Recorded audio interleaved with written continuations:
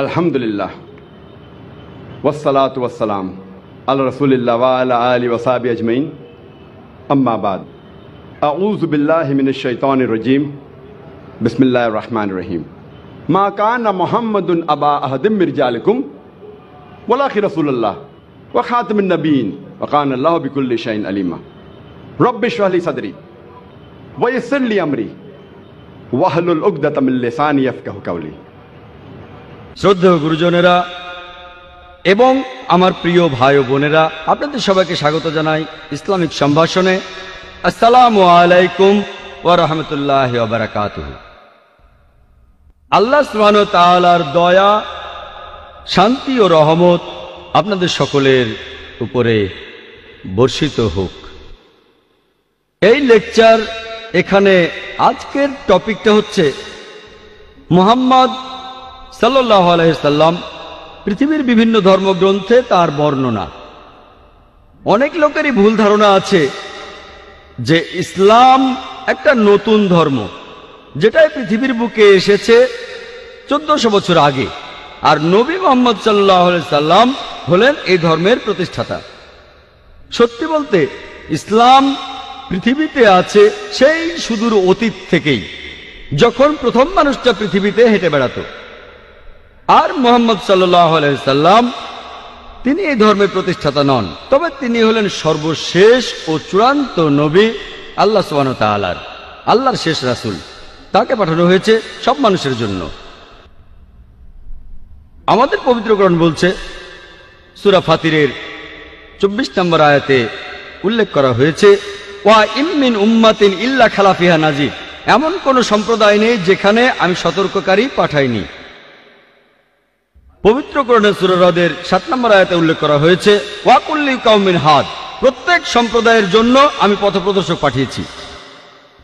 নাম ধরে পবিত্র কোরআনে আল্লাহ তাআলার 25 জন নবীর নাম আছে। যেমন ধরেন আদম, নূহ, ইব্রাহিম, মুসা, যিশু, মুহাম্মদ, তারা সকলেই শান্তিতে থাকুন। পবিত্র কোরআনে আল্লাহ সুবহানাহু ওয়া তাআলার 25 জন নবীর নাম উল্লেখ করা আছে। তবে আল্লাহ তাআলা কোরআনে আরো বলেছেন, সূরা নিসার 164 নম্বর আয়াতে উল্লেখ করা হয়েছে।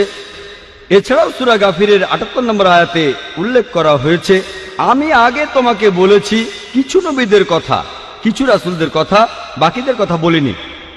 তার মানে পবিত্র কোরআনে সব নবী রাসূলের নাম উল্লেখ করা নেই। আর আমাদের নবীজি মুহাম্মদ সাল্লাল্লাহু আলাইহি সাল্লাম বলেছেন, এটা একটা সহিহ হাদিস, এটার উল্লেখ আছে মিশকাত আল মাসাবিতে 3 নম্বর খণ্ডের হাদিস নম্বর 5737। আমাদের নবীজি মুহাম্মদ সাল্লাল্লাহু আলাইহি সাল্লাম বলেছেন যে আল্লাহ সুবহানাহু ওয়া তাআলা এই পৃথিবীতে প্রায় 1,24,000 পয়গম্বর পাঠিয়েছেন। তবে নাম ধরে পবিত্র কোরআনে 25 জনের কথা বলা হয়েছে। কিন্তু এই সব রাসূল যারা এসেছেন সর্বশেষ নবী মুহাম্মদ সাল্লাল্লাহু আলাইহি সাল্লামের আগে, তারা এসেছিলেন শুধু তাদের সম্প্রদায়ের জন্য।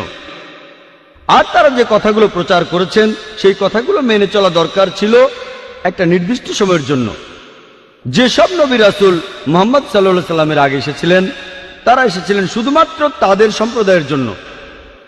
যেমন ধরেন ঈসা আলাইহিস সালাম, খ্রিস্টানরা যাকে বলে যীশু খ্রিস্ট, তিনি এসেছিলেন শুধু ইহুদিদের জন্য, ইসরায়েলীদের জন্য। আল্লাহ পবিত্র কোরআনে বলেছেন, সূরা ইমরানের 49 নম্বর আয়াতে উল্লেখ করা হয়েছে যে ঈসা নবী বা যীশু খ্রিস্ট তিনি ছিলেন বনী ইসরায়েলের জন্য একজন নবী, ইসরায়েলের সন্তানদের জন্য। এছাড়াও একই ধরনের কথা আছে সূরা সাফে 6 নম্বর আয়াতে উল্লেখ করা হয়েছে যে যীশু খ্রিস্ট নিজের মুখে বলেছেন ইসরায়েলবাসীদের উদ্দেশ্যে, আমাকে এখানে আল্লাহর রাসূল হিসেবে পাঠানো হয়েছে। আর একই ধরনের কথা এমনকি পবিত্র বাইবেলেও আছে।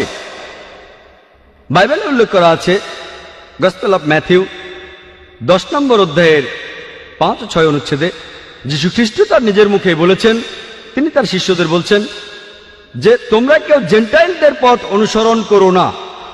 এই জেন্টাইল কারা? যারা ইহুদি না, হিন্দুরা, মুসলিমরা। তোমরা কেউ জেন্টাইলদের পথ অনুসরণ করো না, আর তোমরা কেউ সামারিটিন শহরে প্রবেশ করবে না, তার বদলে তোমরা ইসরায়েলের শহরে প্রবেশ করবে। একই ধরনের কথা আছে গসপেল অফ ম্যাথিউ 15 নম্বর অধ্যায়ের 24 অনুচ্ছেদে, যেখানে যীশু খ্রিস্ট তার নিজের মুখে বলেছেন যে আমাকে পাঠানো হয়েছে শুধুমাত্র ইসরায়েলবাসীদের পথ দেখানোর জন্য। তার মানে হচ্ছে যে কোরআন এবং বাইবেলের কথা অনুযায়ী যীশু খ্রিস্টকে পাঠানো হয়েছিল শুধুমাত্র বনী ইসরায়েলীদের জন্য, শুধুমাত্র ইহুদিদের জন্য, ইসরায়েলের সন্তানদের জন্য।